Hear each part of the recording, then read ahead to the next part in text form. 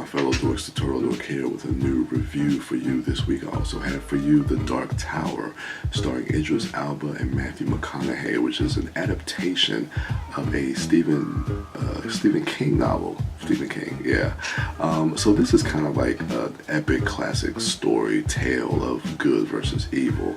And Idris Elba plays Roland Deschain, and Matthew McConaughey plays the Man in Black, also known as Walter.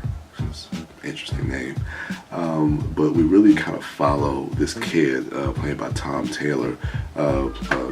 His character's name is Jack Chambers, and I actually thought the kid was actually pretty decent.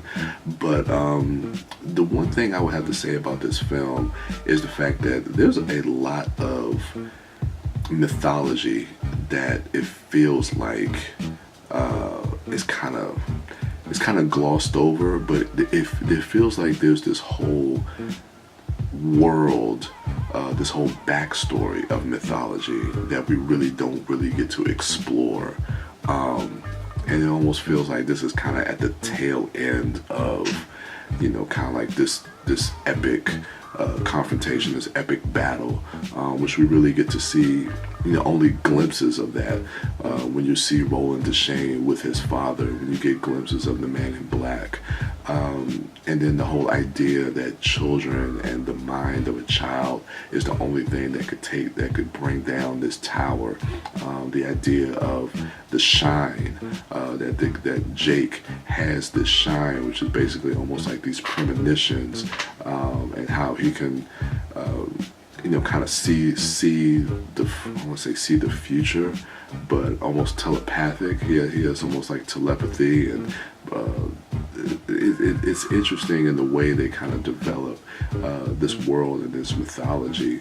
But with all that, it just feels like this movie kind of it feels like it's tacked on to something that's much greater, and I want to see the story of what's much greater in this world, because it feels like there's a lot to explore in this world. And even with that, I think this movie feels more like a setup to really explore that world deeper. But I think with this initial film, you really have to grab your audience initially, so that this movie can be financially successful, so that you can go on and explore other films, to explore other ideas within this mythology that Stephen King has created. Now, again, I'm not a book reader of The Dark Tower, but I know a lot of people who are fans of The Dark Tower. They really have a lot of criticisms to say about this film. But me coming to this film as a non-reader of The Dark Tower, and just looking at the film as it is, I think it works on some levels, but again, it feels like the filmmakers were really trying to create this larger world than really what they had the resources of showing in this one film. It feels like that this really could have been a series, or I don't want to go into the fact that a lot of people were complaining that the movie was 90 minutes. I don't necessarily have a problem with that. It seems like when a runtime comes out, then people start speculating and start forming their opinions about what the movie is and whether or not it's going to be good or not based on a runtime, regardless of how extensive the story is of The Dark Tower. The fact that it was 90 minutes didn't really bother me, whether I was a fan of the books or not. You have to see how these filmmakers are going to tell the story. But I do feel like, again, they glossed over a lot in this movie. But let's get to some of the actors and the characters. Idris Elba is amazing. He's amazing in everything that he does. And Matthew McConaughey, I thought, was really strong in this movie as well. Again, the script and the story doesn't really give them a lot to do. you're kind of following this kid, Jake Chambers, most of the film, but when both of them are on screen, they are dynamic and they command the presence of the screen. And I'm happy that Idris Elba was able to get a starring role in kind of one of these, quote unquote tentpole movies.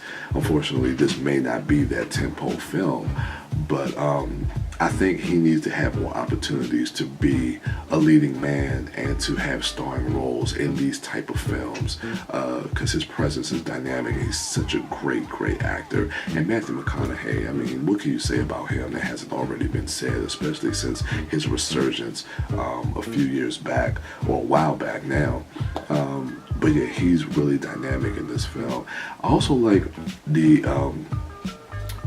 aesthetic of how they combine science fiction and fantasy. It definitely has.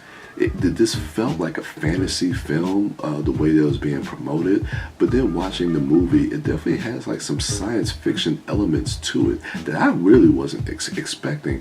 Maybe this is in some of the novels that Stephen King wrote, but I found that combination, that meshing of the two genres. I mean, of course, we do have sci-fi fantasy as a genre, but I wasn't expecting that in this film. So I found, we talk about world building when I was talking about Valerian, but I found that to be really interesting.